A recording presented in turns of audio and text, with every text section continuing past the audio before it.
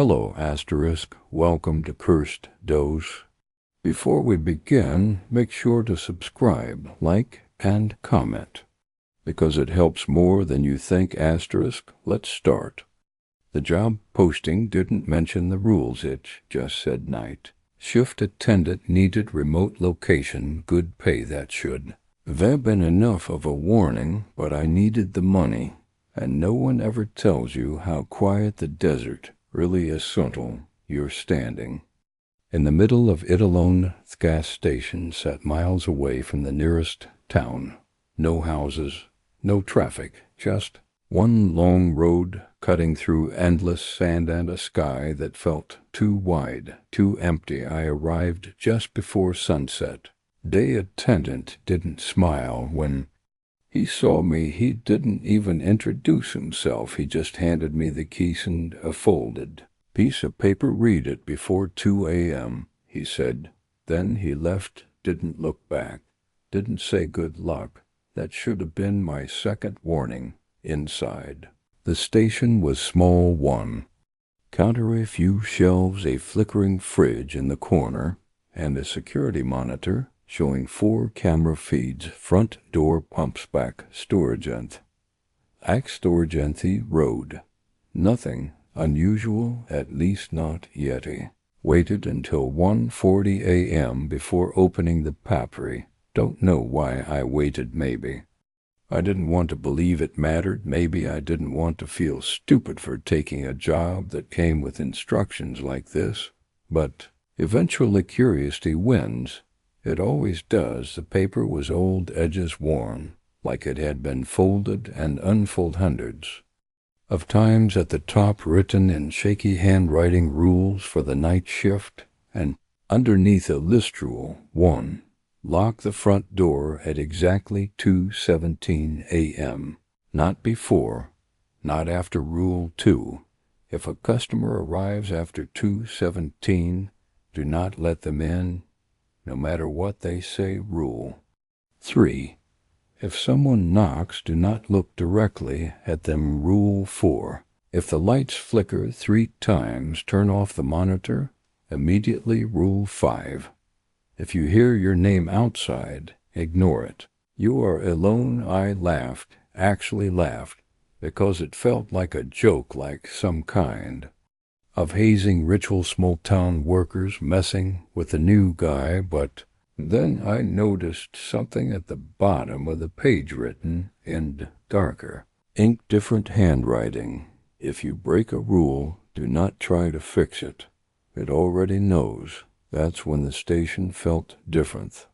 Clock on the wall read 2:11 a.m. Sudden lithe silence. Didn't feel empty any more. Asterisk. I kept checking the road camera. Nothing, just darkness stretching forever.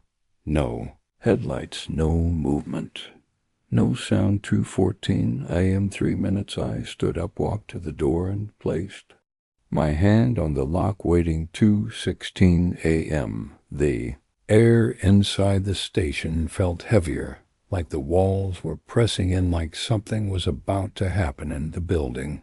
Knew it. 2:17 a.m. Locked the door. The sound echoed louder than it should have. Click. And just like fate, everything changed. The fridge stopped humming. The lights dimmed slightly, and the monitor flickered. Wotes froze. Then it stopped. Rule 4. Not 3 times. Not Yeti. Exhaled slowly. Just old wiring, I whispered, trying to convince myself. That's when I heard I'd a car far away. Headlights appeared on the road. Camera small, distant, but coming closer. My stomach tightened. The clock read 2:19 a.m. The car pulled up to the pump. Hold dust. Convention men still running. The driver didn't get out. I watched the screen, waiting. Seconds passed, maybe a full minute. 10th driver's door opened. A man stepped out, tall, too tall. He moved slowly, walking toward the station, toward the door. And that's when I remembered Rule 2. He stopped just outside, then knocked 3 slow taps. I held my breath. He said his voice was calm normal, too normal I need gas I. Didn't respond another knock louder this time hello? Asterisk. I looked at the paper, then back at the door. Rule 3. Do not look directly at them. My eyes shifty just slightly, avoiding the glass. I know you're. And there, he said, his voice changed just a little lower. Open the door. I stayed still. Silence.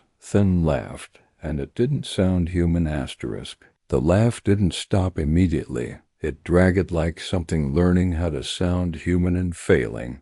I kept my eyes away from the glass, focused on the counter, on the paper.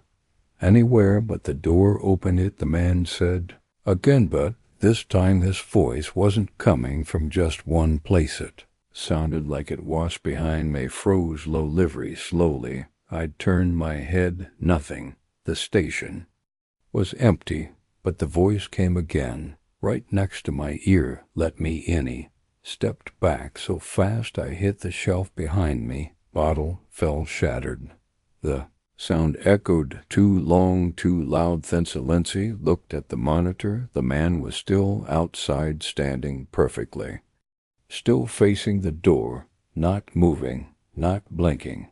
How I whispered, because I knew what I heard, and it wasn't possible. The man raised his hand again, knocked once more, but this time he didn't use his knuckles. He used something else. The sound was wrong, soft, wet like flesh hitting glass. I clenched my jaw. Didn't respond. Minutes passed, or maybe seconds. I couldn't tell anymore. Tenth knocking stopped. The engine of the car cut off, and just like Faith was gone, I checked the camera. The car was still there, but the man wasn't. Asterisk. I didn't move for a long time. The kind of stillness where your body forgets how to breathe properly. Then the monitor flickered again. Once, twice. I stared at it, waiting.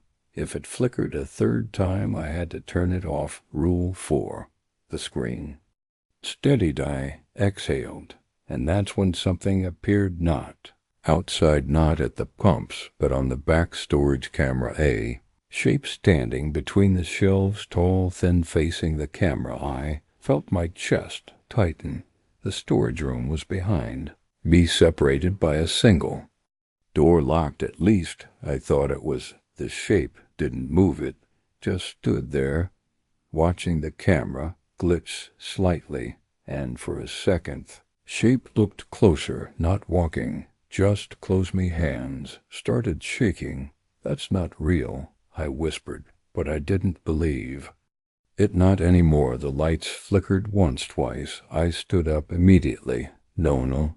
Monitor flickered a third time. I didn't think. I reached out and turned it off. Screen went black. The silence returned, but it wasn't empty anymore, because now I couldn't see it. Asterisk. The moment I turned off the monitor, everything changed. Not instantly, not dramatically, but slowly, like the air itself had shifted. Kind of shift you don't see, but you feel. The silence inside the station grew heavier. Not empty silence. No, this was the kind of silence that feels occupied, like something was there with me, watching, waiting. I stood behind the counter, hands resting on the cold surface, trying to steady my breathing. The qigong fluorescent lights above me buzzed softly, a constant low hum. Normally, I never noticed it, but now it felt too loud, too present, like it was the only thing keeping reality together. I didn't look at the storage door behind. May didn't need to, because I already knew something was there, and the worst part, I had turned off the only thing that could show it to me. The monitor was dark, completely black, no reflection, no flicker, nothing. And somehow that made it worse, because now I had no way to confirm anything. A soft sound came from the back, so quiet I almost thought I imagined Ida scrape, like something's low dragging across the floor. My fingers tightened against the counter. I didn't move. Did it? It turned it and react. Another Scrape closer this time, not loud, not aggressive, just a bell. Whatever was back there wasn't in a hurry like it knew I wasn't going anywhere. My throat went dry. The rules didn't say anything about this. Or maybe they did. Maybe this was the part that no one ever survived to explain. I took a slow breath. Then another stay in the light. The words came back to me. Not from the paper, from memories, something an older worker had said, half joking, when I first started. Stepped slightly forward, positioning myself directly under the light, the brightest spot in the entire station. Scraping stopped instantly, like it heard me move, like it noticed the silence, returned, but it felt closer. Not close. A soft knock came from the storage door. I flinched. It wasn't loud, it wasn't violent, just curious, slow knocks evenly, space, Control-AD, the voice faint, distorted. Hello. My entire body locked up, because I knew that voice. It was mine, not similar, not close, exact same tone, same pitch, same breath, perfect, too perfect, tie. Didn't respond, didn't move, did it even blink? High voice came again, softer this time, open. Up my heart started pounding harder, because it didn't sound threatening. It sounded normal. Finally, I was talking to myself from the other side, and that was the problem, because nothing about this was normal. The handle of the storage door twitched just slightly, testing. I stared at it, locked. It was still locked, but sudden lift. It didn't feel like protection anymore. Another knock, this time harder, more impatient. Why are you ignoring me? My voice, but wrong. There was something underneath it now, something that didn't belong, something to Lynn. Took a step back slowly, carefully, trying not to make any sound, but the floor creaked. Anyway, and the moment it did, the knocking stopped. Dead silence, like whatever was behind that door was listening, waiting for the next Movithina. Whisper right against the door, can hear you. My stomach dropped, because I hadn't said a word, and yet it knew exactly where I was. The lights flickered once, then steadied, but for that brief second, shadows moved.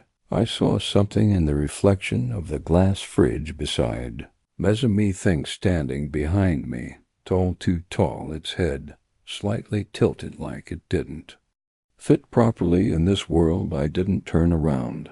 I couldn't. But deep down I already understood something terrifying. If that thing was behind me, then whatever was behind the door wasn't the only one anymore. The lights flickered again, once, twice. A deep hum filled the station, like it was breathing. I stayed under the fluorescent light, the brightest spot in the room.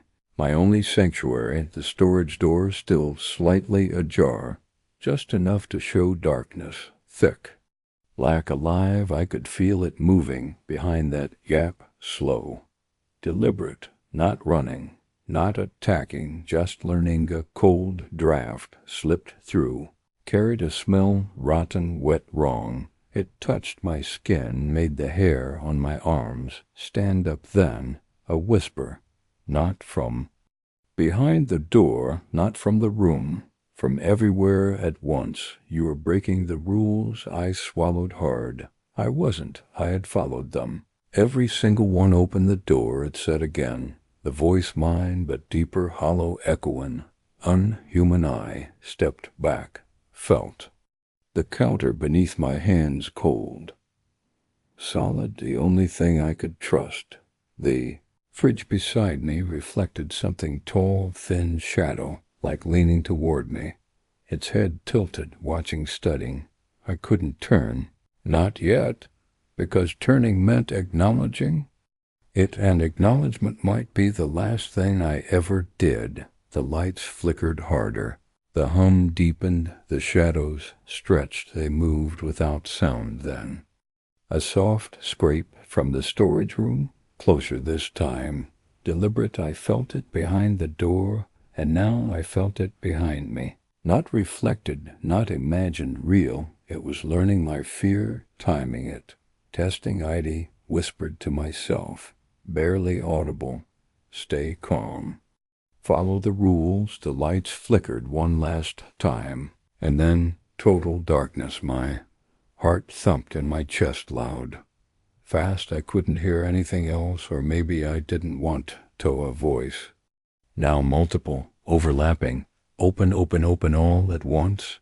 Mine, but not mine.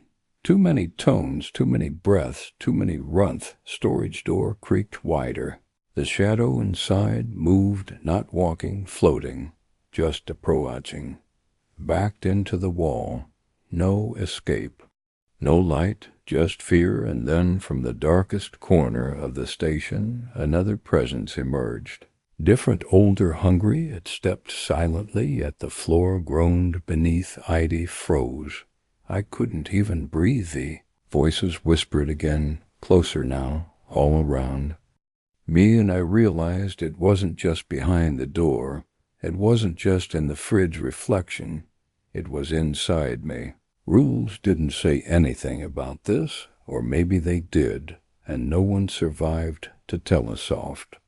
Wet sound like fingers dragging across concrete came from behind the counter.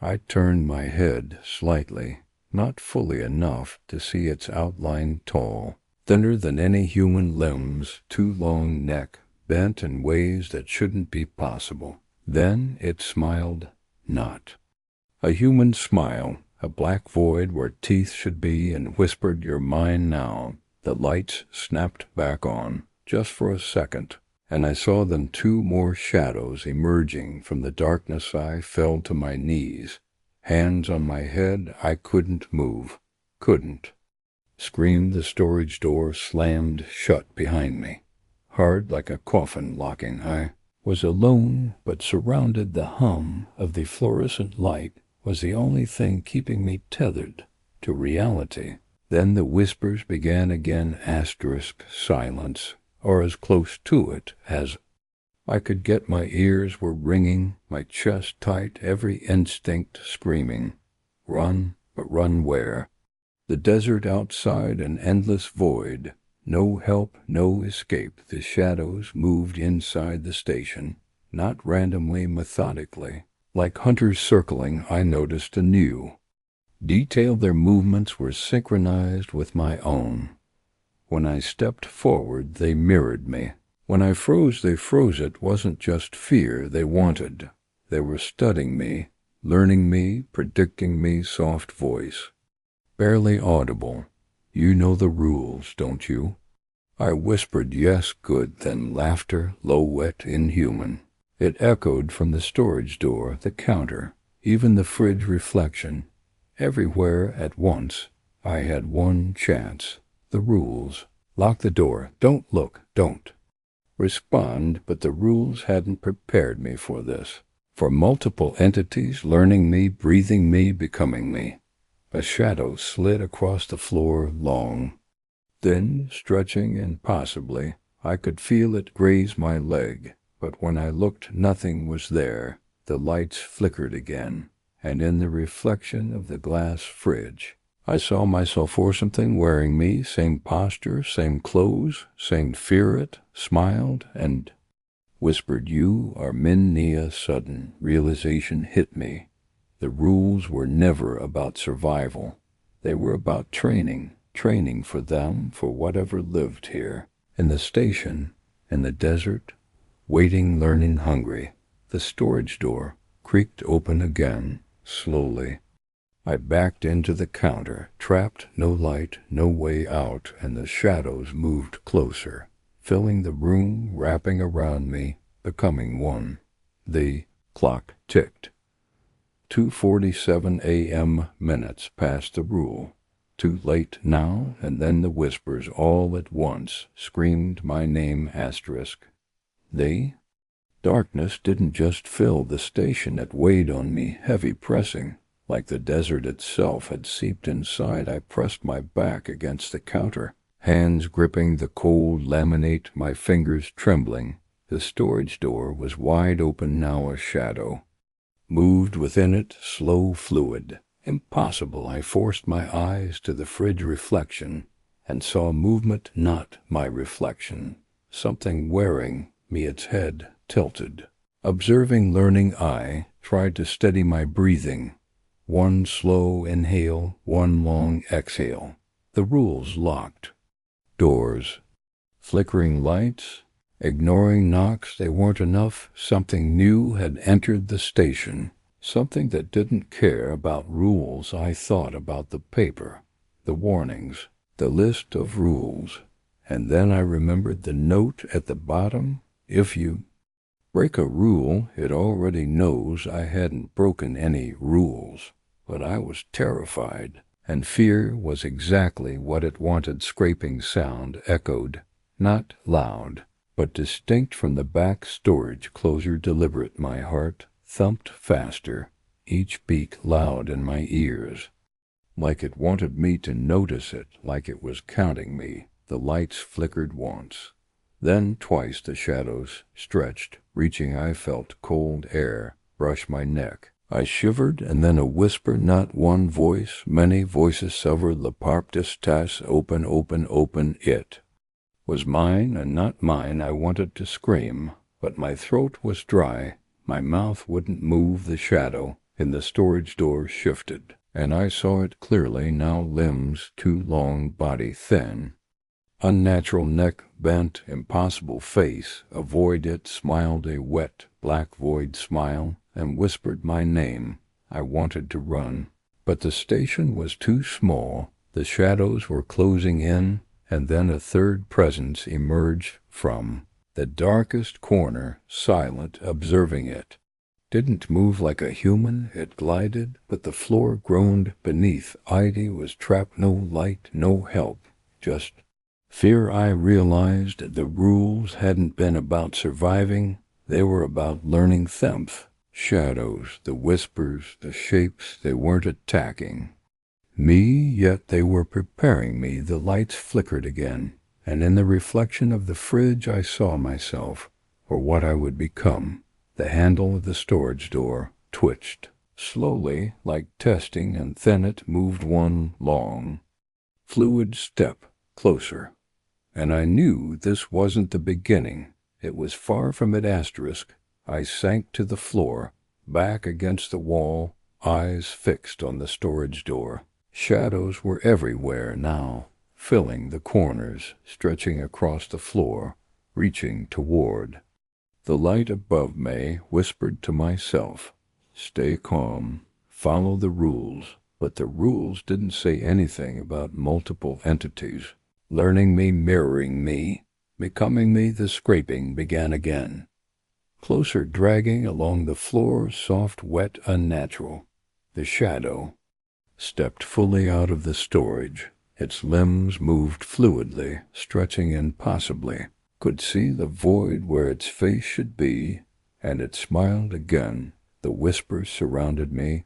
You belong to us, you belong to you. See, forced myself under the brightest fluorescent light. It was weak, flickering, but it was something. I thought about the paper again. Rule 4, turn off the monitor.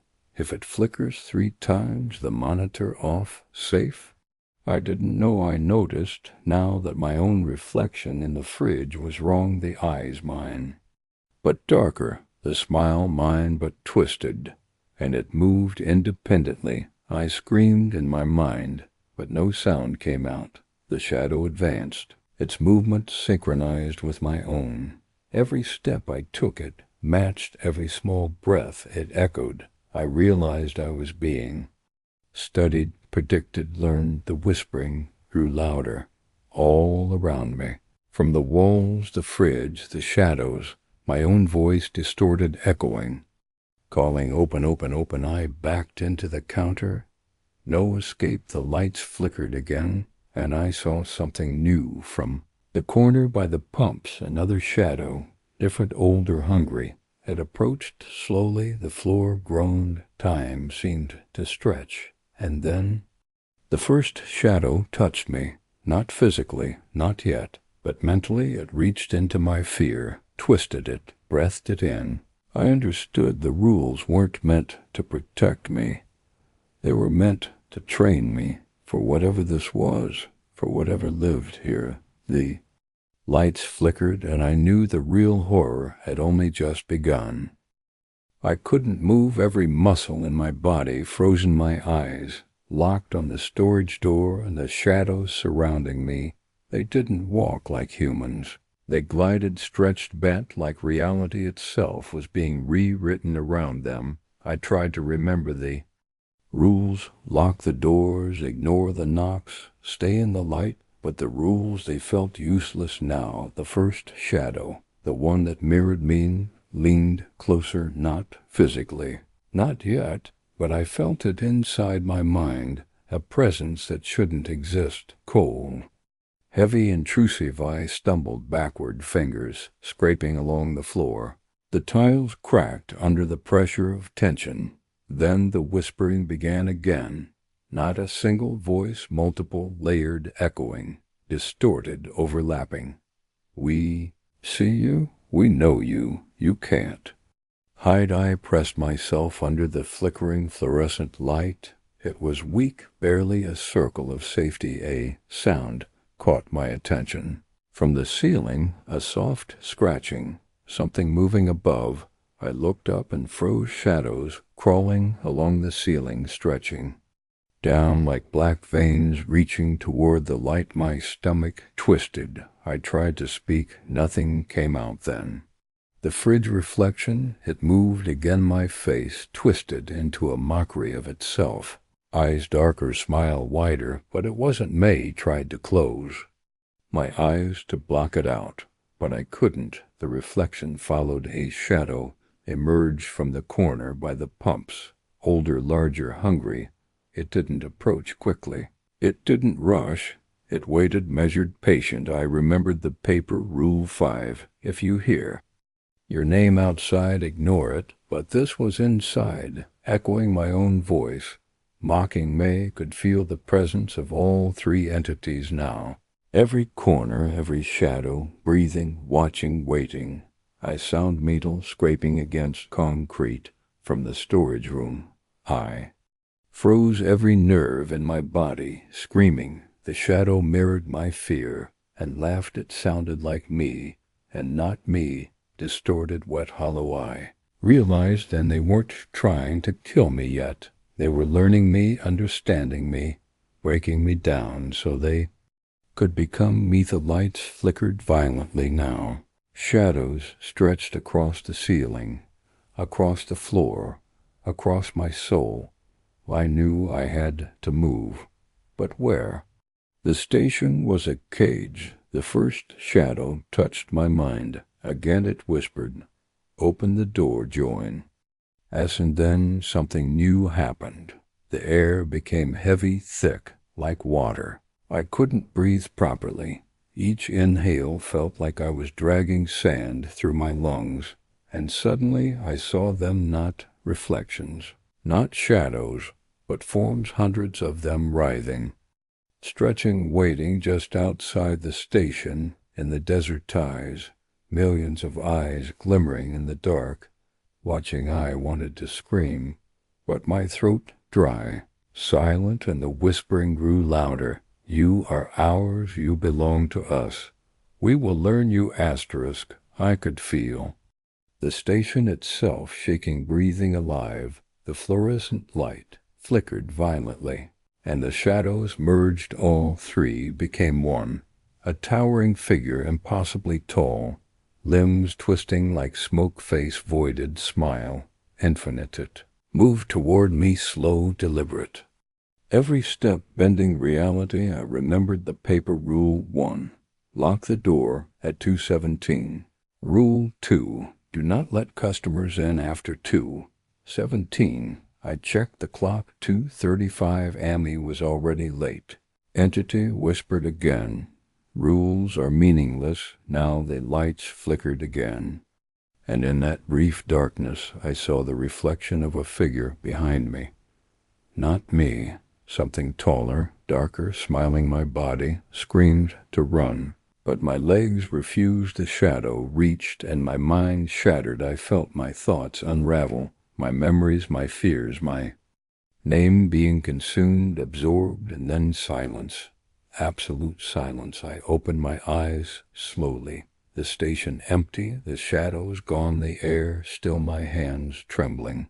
Heart pounding. I thought I survived. I thought it was over. But the paper on the counter was open, and written in dark, jagged ink, "This isn't the end. It's only the beginning." I ran to the door, and as I stepped outside, the desert stretched endlessly. No gas station, no lights, just darkness, and a whisper carried by the wind. "See you at 2:17 a.m. asterisk." The desert outside was silent too, silent. Even the wind seemed afraid. I stepped out of the station, and the sand under my boots felt heavier. Darkness wasn't empty. It was full of waiting things that shouldn't exist, I tried to tell myself. It was my mind, the stress, exhaustion, the isolation. But deep down I knew better. I could hear whispers now, not from one direction. From everywhere the air itself was speaking. "You cannot escape. You belong to use." He ran back inside, slamming the door. The lights flickered violently. The shadows, they moved faster. Now one appeared behind the counter, tall, thin, smiling. It wasn't solid, not fully, like smoke shaped into a man. It leaned forward and whispered my name.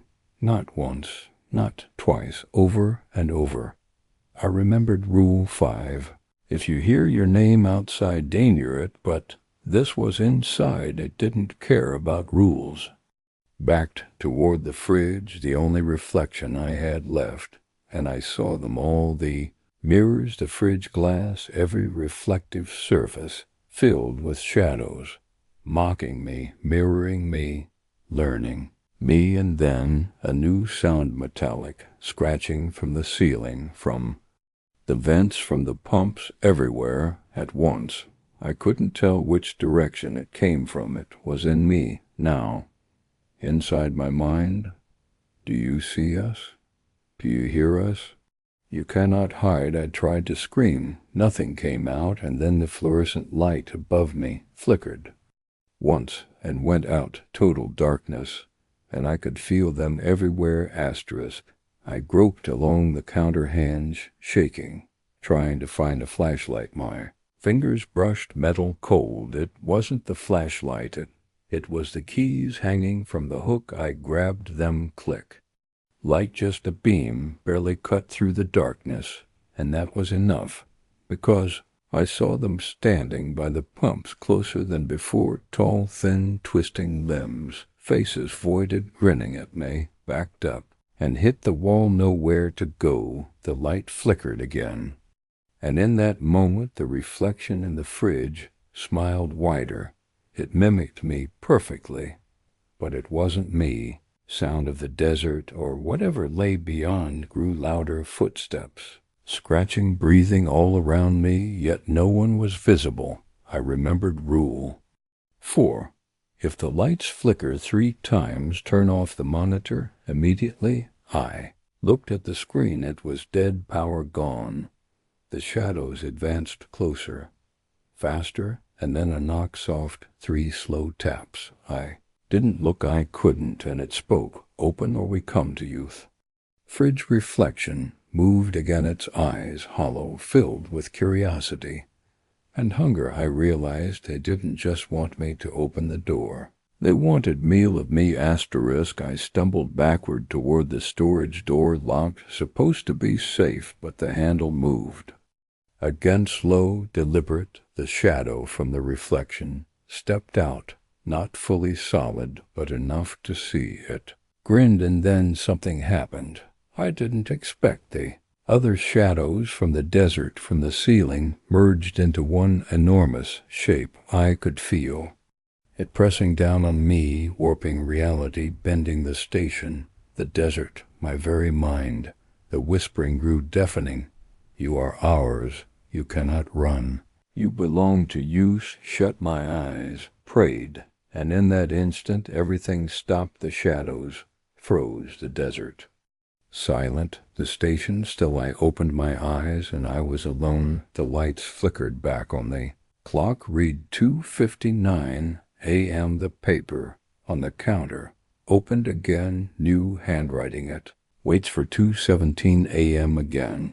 It never ends. I ran out, and as I looked back, the desert was empty, but I could still feel them watching, always watching, and I knew this wasn't over. It would come at 2:17 a.m. again.